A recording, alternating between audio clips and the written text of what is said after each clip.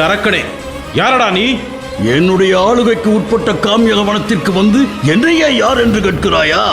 நான் கிருமிரன், அரக்க மகாதேவன். என்னை பற்றி இந்த வனத்தில் கிடக்கும் மண்டையோடுகளை பார்த்து தெரிந்து கொள். கிருமிரா, போரிட துணிவில்லாத அப்பாவி மனிதர்களை மிருகபலம் கொண்ட நீ கொன்று தின்பதையா வீரம் என்கிறாய்? உன் பெருமைகளை எதற்காக எங்களிடம் சொல்லிக் கொண்டிருக்கிறாய்? வீரத்தை பற்றி எனக்கு ஒன்றும் நீ வகுப்பெடுக்க தேவையில்லை. அற்ப மானிடனே, மலைகளை தூக்கி பந்தாடிய மாவீரன், அரக்கன் பகாசுரனின் தம்பி, கிர்மிர அரக்கன் மகாதேவன் நான். அண்ணா, எல்லோரும் ஒதுங்கிக் கொள்ளுங்கள்.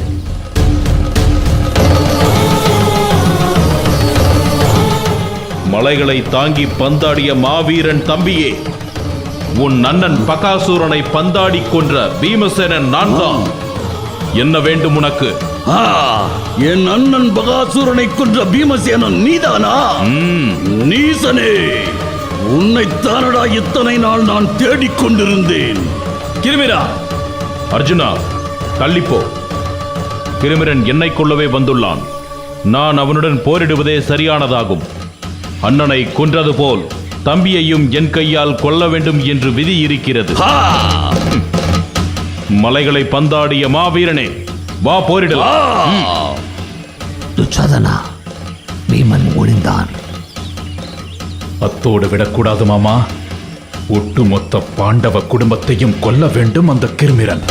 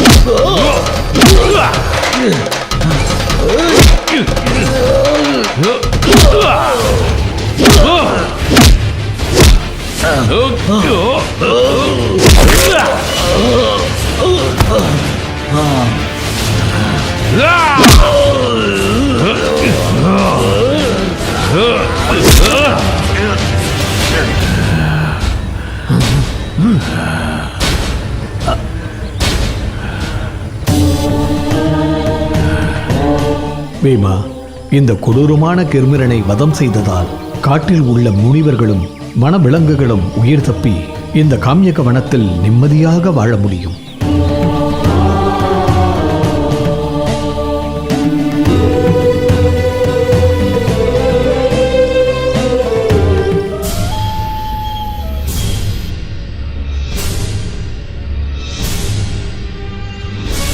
மகா வீரனான பீமன் தன் கதையால் உன் தொடையை பிளந்து உன்னை கொல்வதற்கு வேண்டிய யுத்தம் உண்டாகட்டும்.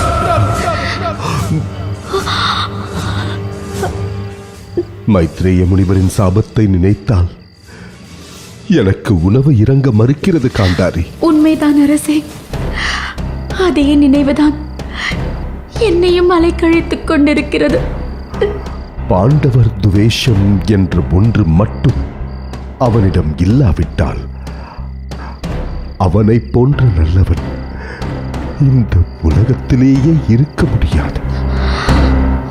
பானுமதி நம் குணவதி, அவள் தீர்க்க சுமங்கலியாக பல்லாண்டு நீடூழி வாழ வேண்டும். மைத்ரேய சாபம் பலிக்காமல் போக வேண்டுமென்றால் நம் மகன் பாண்டவர்களோடு சமாதானமாக போக வேண்டும். இதற்கு நீதான் ஏதாவது வழி சொல்ல வேண்டும் காந்தாரி. நம் மகனின் மனதை மாற்றும் முயற்சியில் மனித முயற்சிகள் அத்தனையும் பயனற்று போனது அரசே. ஆகவே வேத இதிகாச நூல்களில் பூஜைகள், புனஸ்காரங்கள், ஆராதனைகள் என ஏதேனும் வழி உண்டா என்று ஆராய்ந்து பார்க்கலாம் அரசே. சரியாக சொன்னாய் காந்தாரி. என் அறிவுக்கு எட்டியவரை வேத இதிகாசங்களையும் சாஸ்திர சம்பிரதாயங்களையும் முழுமையாக அறிந்தவன் நம் விதுரன் ஒருவனே. அவனிடம் கேட்டால் நம் பிரச்சனை தீர வழி சொல்வான். சரியான முடிவு அரசே.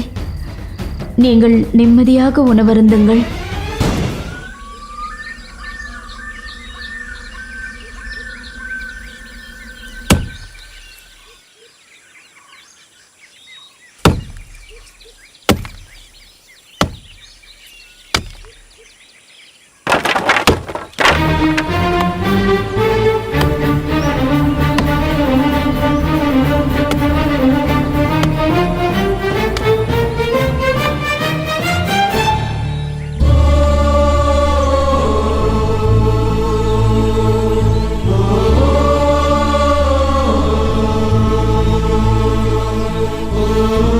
ஆமனருக்கு வணக்கம். மன்னனாக நான் இங்கு வரவில்லை. என் மகளின் தந்தையாகவும் பாண்டவர்களாகிய தங்களுடைய மாமனாகவும் தான் தங்களை காண ஓடோடி வந்துள்ளேன். வாருங்கள்.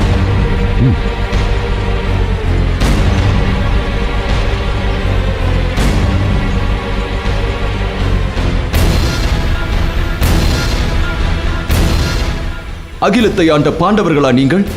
வாளேந்திய தர்மராஜரின் கரங்கள் பூத்தொடுக்கிறது. கதையேந்திய பீமராஜரின் கரங்கள் விறகை வெட்டுகிறது. வில்லேந்திய அர்ஜுனரின் கரங்களோ மரம் சுமக்கிறது. என்னால் தாங்க முடியவில்லை. மாமா, மீண்டும் எங்கள் கரங்கள் ஆயுதம் ஏந்தும். அதற்காக தாங்கள் 13 வருட காலம் காத்திருக்க வேண்டும். வனவாசம் எங்கள் வாழ்வின் ஒரு அங்கமாகவே இருந்திருக்கிறது.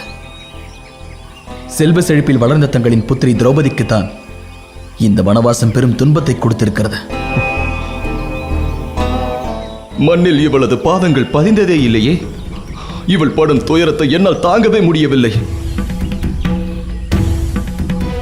தந்தையே, வருந்துவதற்கு ஏதும் இல்லை. இதை நானாகவே வலியை ஏற்றுக்கொண்டேன். இதில் மகிழ்ச்சியே இன்றி துயரம் ஏதும் இல்லை. இருந்தாலும் என் மனம் படும் துயரை என்னால் தாங்க முடியவில்லை. சுவாமி, தர்மத்தை வாழ்வாக கொண்ட பாண்டவர்களுக்கு ஏன் இந்த நிலை? அக்னியில் இருந்து பிறந்த பரிசுத்தமான என் மகளுக்கு ஏன் இந்த கதி? இவர்களின் இன்றைய நிலைக்கு முழு முதற் காரணம் நீதான். அர்ஜுனனை மணக்க வேண்டும் என்றுதானே திரௌபதியை அக்னியிலிருந்து பிரசவித்தாய். அது நடந்தது.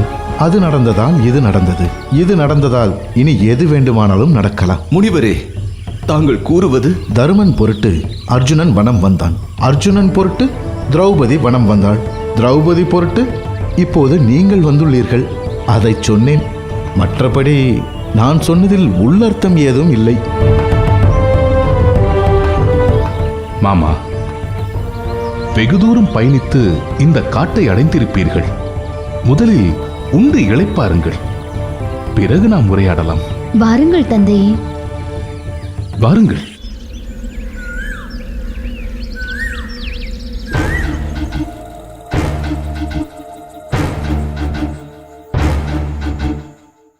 அரசருக்கும் அரசியாருக்கும் வணக்கம். அடட, வா விதுரா. தாங்கள் அழைத்ததாக எனக்கு உத்தரவு வந்தது. நோக்கத்தை அறியலாமா? விதுரா, என் மனம் சஞ்சலத்தில் ஊஞ்சலாடுகிறது. துக்கத்தில் துவண்டு கிடக்கிறது. அச்சத்தில் அமிழ்ந்து கிடக்கிறது. என் வருத்தத்தை போக்க உன் இதமான வார்த்தைகள் தேவை. இந்த அண்ணன் கடை தேர வழி கூற வேண்டும்.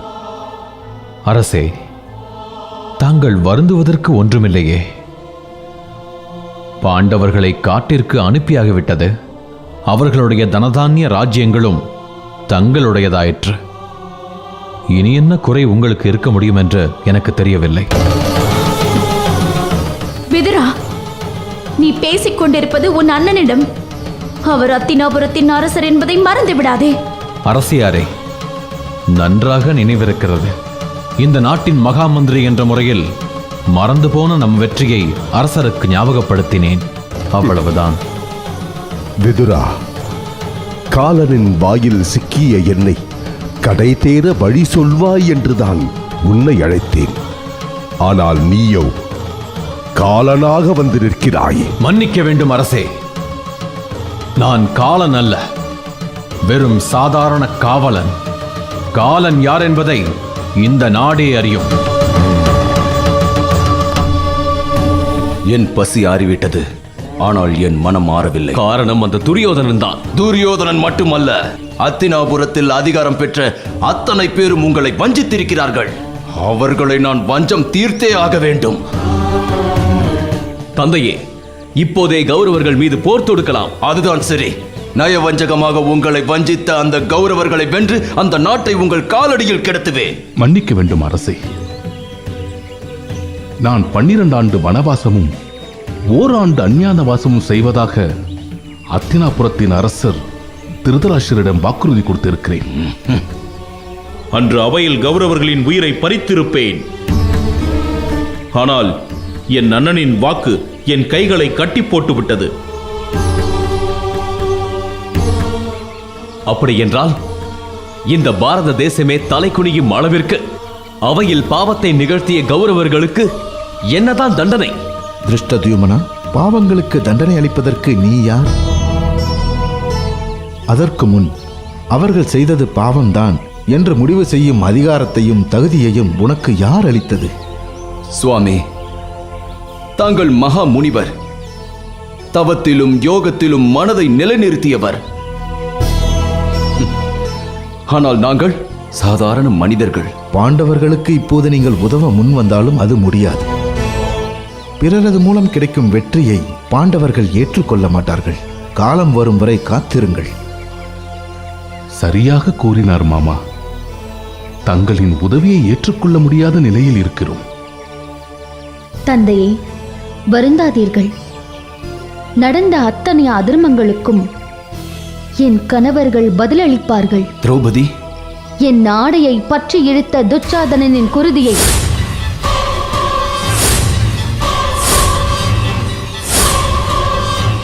என் கூந்தலில் பூசும் வரை என் கூந்தலை முடிவதில்லை என்று சபதம் பூண்டிருக்கிறேன். என் சபதத்தை என் கணவர் பீமன் நிறைவேற்றுவார்.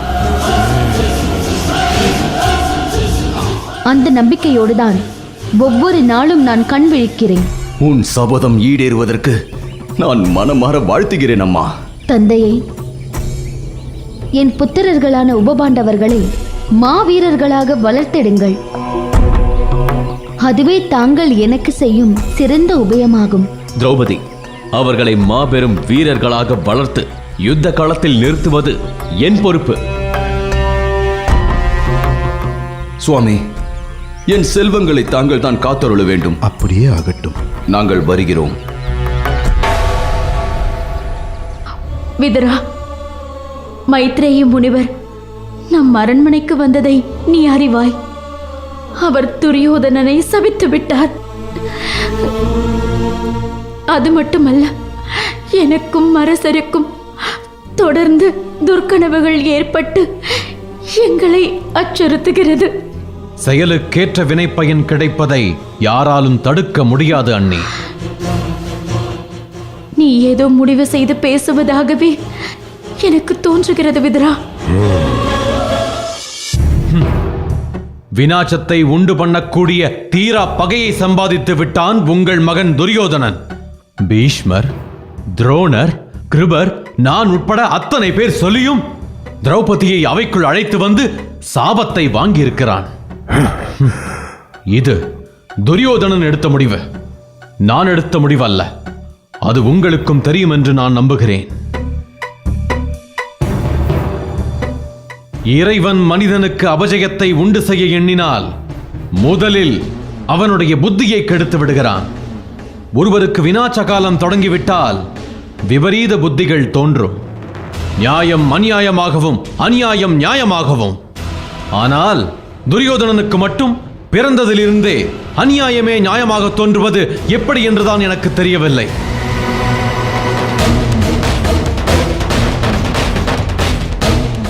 காலம் தன் தண்டத்தை ஓங்கி ஒருவனுடைய உயிரையும் பறிப்பதில்லை. மாறாக அவனுடைய புத்தியை கெடுத்து தன் காரியத்தை நிறைவேற்றிக் கொள்கிறது. விதியின் போக்கை வியந்து பேசுவது உன்னை போன்ற மதிவாளர்களுக்கு அழகல்ல விதுரா. துவண்டு கிடக்கும் எங்கள் துயரத்தை போக்க கடலில் சிக்கிய கட்டையாக உன்னை தான் பற்றியுள்ளோம் விதுரா. பதிவிரதையான பாஞ்சாலியை அவைக்குள் இழுத்து கொண்டு வரும்போதே காலனையும் அத்தினாபுரத்து அவைக்குள் இழுத்து வந்து விட்டான் தங்களுடைய புத்திரன் துரியோதனன்.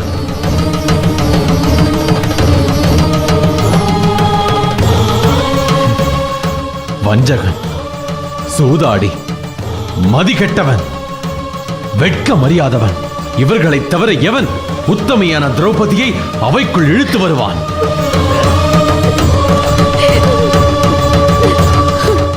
அக்னியை போல் சிவந்த பாஞ்சாலியின் கண்கள் இந்த உலகத்தையே எரித்துவிடும்.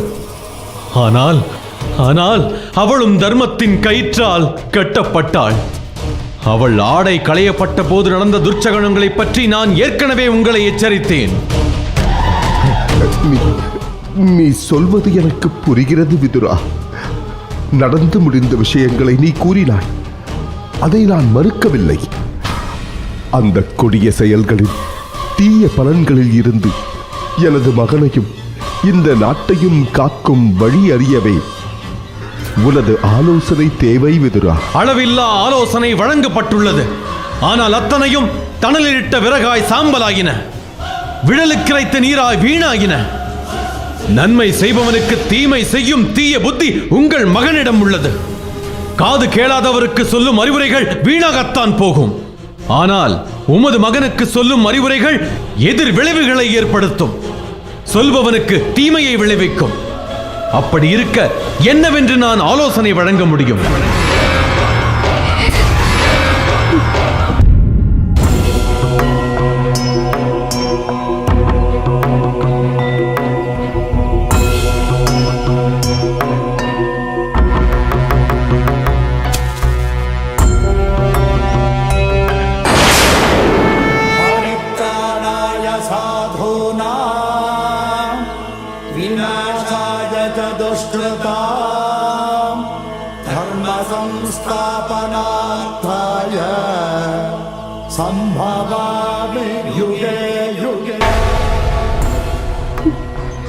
கிருஷ்ணா,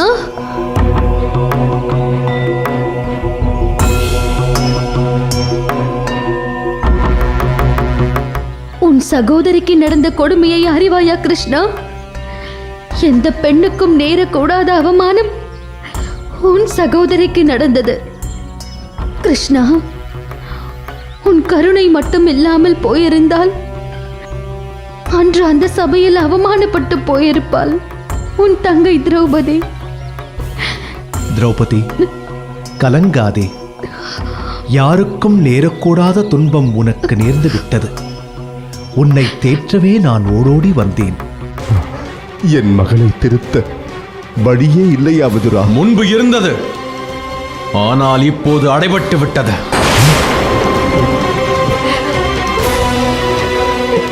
விதுரா, என்ன சொல்கிறாய்? ஆம், அன்றே துரியோதனனை கொன்றுவிடுங்கள் என்று எச்சரித்தேன். அவன் ஜனனம் உங்கள் குலத்தை அழித்துவிடும் என்று ஆருடம் சொன்னேன். ஆனால் புத்திர பாசத்தால் நீங்கள் மறுத்து விட்டீர்கள்.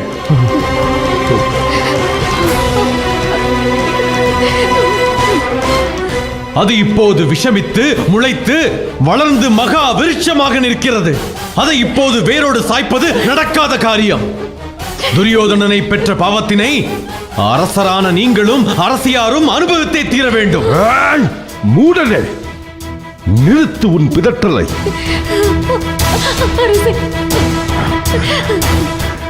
நீ மதியூக மந்திரி அல்ல. பெற்ற பிள்ளையை கொல்லும்படி தந்தையிடமே ஆலோசனை கூறும் நீ ஒரு மதிகெட்ட மந்திரி.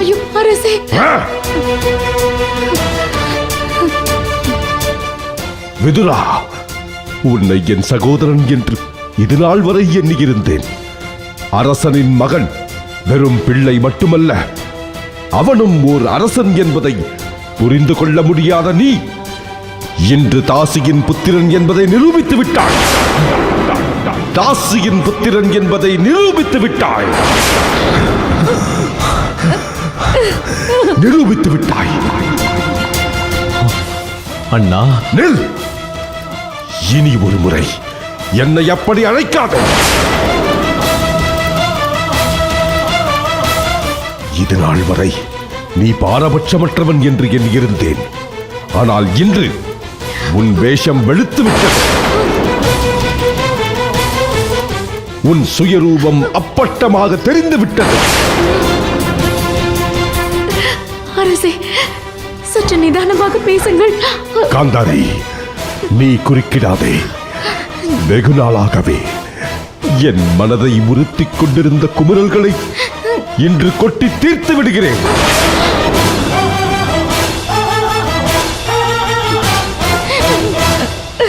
விதுரா, 1000 அதர்மங்கள் புரிந்தாலும் துரியோதனன் எங்கள் புத்திரன்.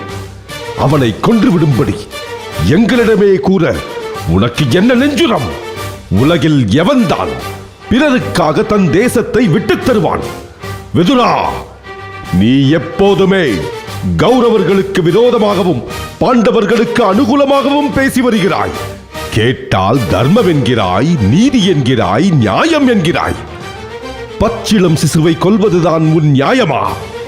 பாண்டவர்களின் நலனை பேணுவதுதான் உன் தர்மமா? சொல் விதுரா, சொல்.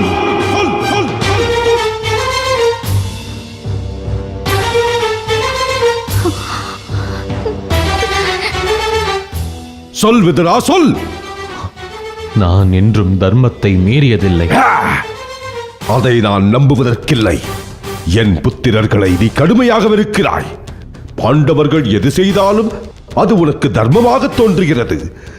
என் புத்திரன் எதை செய்தாலும் அது உனக்கு அதர்மமாக தோன்றுகிறது. அப்படி என்றால் திரௌபதியை துகிலுரித்தது தர்மமா?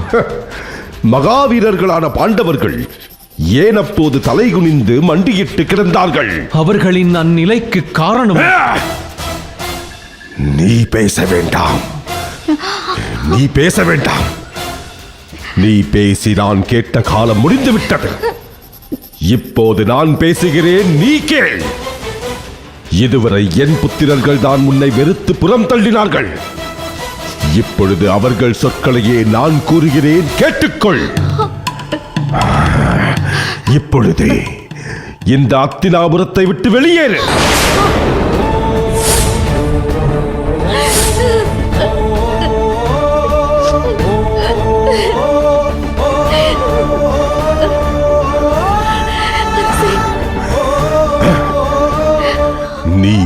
உண்மையிலேயே நேசிக்கும் அந்த பாண்டவர்களிடமே சென்று தஞ்சமடைந்து விடு. ஒரு கணம் கூட என் முன் நிற்காதே. சென்று விடு, சென்று விடு. அரசே, அரசே, சற்று பொறுமை காத்திருங்கள். காந்தாரி, நீ ஏதும் பேசாதே. வா என்னுடன். வா. அரசே,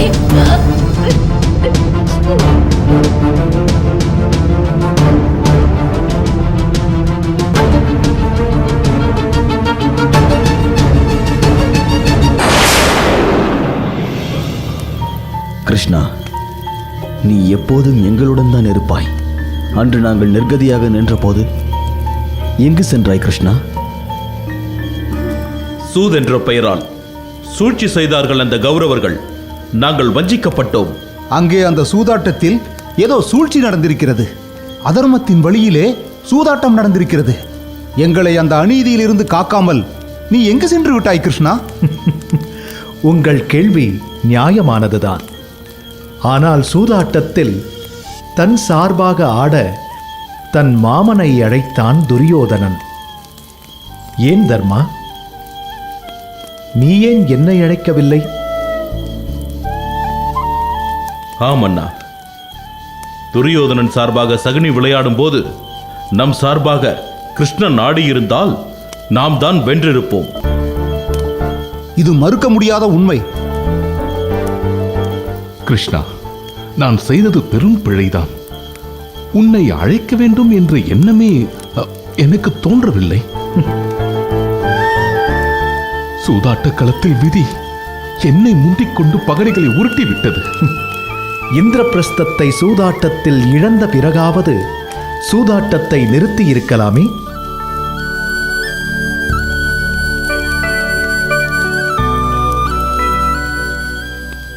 ஆசை யாரைத்தான் விட்டு வைத்தது? இழந்ததை மீட்டு விடலாம் என்ற அவள ஆசையில் சூதாட்டத்தை தொடர்ந்தேன். இப்போது மனைவியை பணைய வைத்த சூதாடி என்ற பெரும் பழியை சுமந்து நிற்கிறேன் கிருஷ்ணா. மைத்துணர்களே, நான் அன்று அத்தினாபுரத்தில் இருந்திருந்தால் உங்களுக்கு இந்த துன்பம் நேர்ந்திருக்காது. இந்த சூதாட்டமே நடந்திருக்காது. அப்படியே சூதாட்டம் நடந்திருந்தாலும் சூதாட்டத்தின் முடிவு இப்படி இருந்திருக்காது. சகுனியின் மாயப் பகடைகள் என் சொல்லுக்கு கட்டுண்டு கிடந்திருக்கும். நீங்கள் இப்படி வனவாசம் புறப்பட நேர்ந்திருக்காது. நான் தர்மத்தை அரசர் திருதராஷ்டிரருக்கு போதித்திருப்பேன். என் சொல்லுக்கு செவிசாய்க்காத கௌரவர்களை என் பலத்தினால் அடக்கியிருப்பேன். அத்துமீற நினைத்தவர்களை அழித்திருப்பேன். கிருஷ்ணா, ஹத்தினாபுரத்தில் அப்படி ஒரு அதர்மம் நிகழ்ந்த போது நீ என்ன செய்து கொண்டிருந்தாய்? எங்கே சென்று விட்டாய்? சிசுபாலன் வதத்தினால் என் மீது பெரும் சினம் கொண்டிருந்தான் சௌபதேசத்தின் அரசன் சால்வன். ஆகையால் அவனுக்கும் எனக்கும் போர் மூண்டது. அத்தினாபுரத்தில் சூதாட்டம் நடந்தபோது நான் யுத்தகளத்தில் இருந்தேன். அத்தினாபுரம் திரௌபதியால் தான் அழிய வேண்டும் என்று இருந்தால் அதை மாற்ற யாரால் முடியும்? கிருஷ்ணா, அண்ணன் தர்மன் தர்மத்தின் பெயரால் என் கரங்களை கட்டி போட்டு விட்டார். இல்லை என்றால் அந்த அத்தினாபுரம் இந்நேரம் மண்ணோடு மண்ணாகி இருக்கும். பீமா, கிழக்கில் உதிக்கும் ஆதவன் மீது ஆணையாக சொல்கிறேன், உன் சபதம் நிச்சயம் நிறைவேறும்.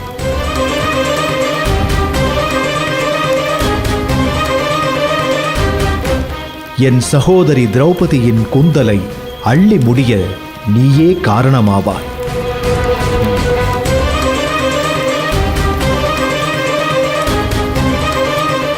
கிருஷ்ணா, நாங்கள் எப்படி உனக்கு கைமாறு செய்ய போகிறோம் என்று தெரியவில்லை.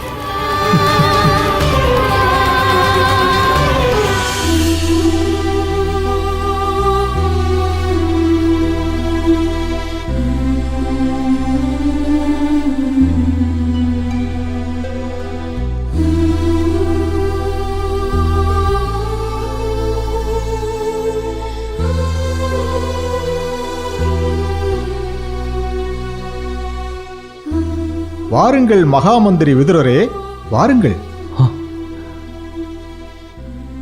சஞ்சயரே, வந்திருப்பது நான் தான் என்று எப்படி கண்டுகொண்டீர்கள்? இறைவன் அளித்த வரத்தை விட வேறு என்ன இருக்கிறது?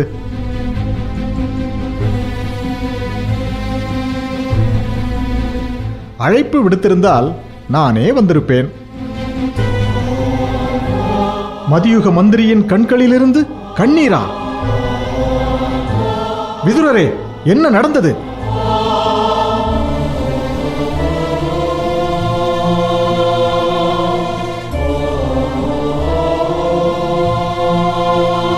என்ன இது? இதை எதற்காக என்னிடம் கொடுக்கிறீர்கள்? அத்தினாபுர சாம்ராஜ்யத்தின் படைப்பரிவாரங்களின் ரகசிய கோப்புகள், நாட்டின் நிதி அறிக்கைகள் உள்பட ராஜ ரகசியங்கள் அடங்கிய பேழை இது. இதுவரை நான் மகா மந்திரியாக இருந்தேன். ஆகவே இந்த பேழை என்னிடம் இருந்தது. இனிமேல் இருக்க வேண்டியது உங்களிடம்தான். நாட்டின் ரகசிய கோப்புகளை என்னிடம் தர வேண்டிய அவசியம் என்ன வந்தது? துரியோதனன் செய்யும் அதர்மங்களை அரசருக்கு எடுத்துரைத்தேன். அரசர் என்னை வெளியேறும்படி உத்தரவிட்டார். இந்த விஷயத்தை அரசராக சொல்லாத வரை என் மனைவி உட்பட யாரிடமும் தாங்களாக சொல்ல வேண்டாம். இது என் கோரிக்கை.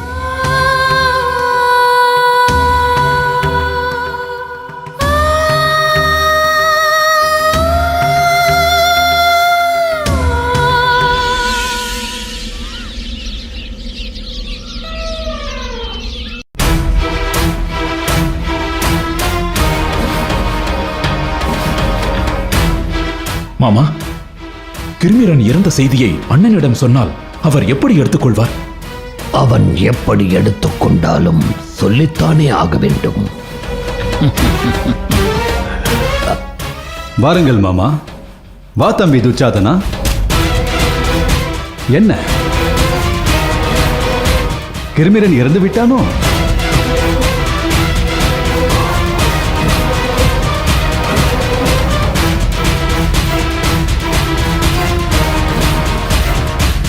இந்த செய்தி இவனுக்கு எப்படி தெரியும் என்றுதானே அதிர்ச்சிக்குள்ளாகி இருக்கிறீர்கள்? இல்லை துரியோதனா. ஒருவேளை பீமன் இறந்திருந்தால் அந்த சந்தோஷமான செய்தியை நீங்களே என்னிடம் வந்து பகிர்ந்து கொண்டிருப்பீர்கள். நீங்கள் என்னை தவிர்க்கிறீர்கள் என்ற தயக்கமே உண்மையை புரிய வைத்து விட்டது. இந்த செய்தியை நீ எப்படி எடுத்துக்கொள்வாயோ என்று துச்சாதனன் கவலைப்பட்டான். பரவாயில்லை, அரசியலில் நீ தேறிவிட்டாய். நீங்கள் எனக்கு மகிழ்ச்சியான தருணத்தை தரவில்லை என்றால் என்ன? உங்களுக்கு மகிழ்ச்சியான செய்தியை நான் சொல்கிறேன். நம் மூவருக்கும் பொது எதிரியான விதுரன் அத்தினாபுரத்தை விட்டு வெளியேறிவிட்டான். அண்ணா, உண்மையாகவா சொல்கிறீர்கள்? இதற்கே சந்தோஷப்பட்டால் எப்படி? இதைவிட சந்தோஷமான செய்தியை நான் சொல்கிறேன். அவனை வெளியேற்றியது யார் தெரியுமா? நம் தந்தை.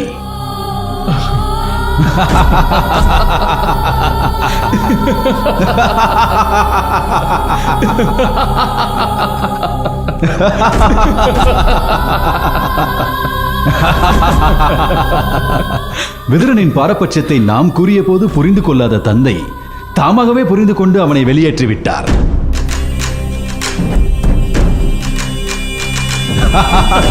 இப்போதுதான் எனக்கு சந்தோஷமாக இருக்கிறது. மாமா,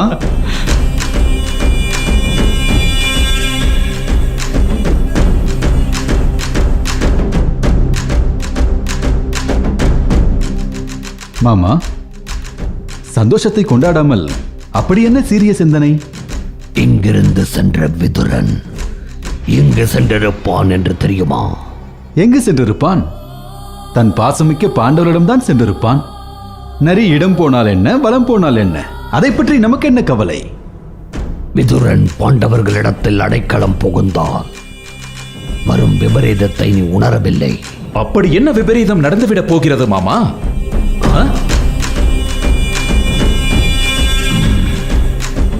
ஒன்றும் ஒன்றும் சேர்ந்தால் எத்தனை? 2. உன் கணக்குப்படி நடந்தால் பரவாயில்லை. ஆனால் சில நேரங்களில் ஒன்றும் ஒன்றும் சேர்ந்தால் 11 ஆகிவிடும்.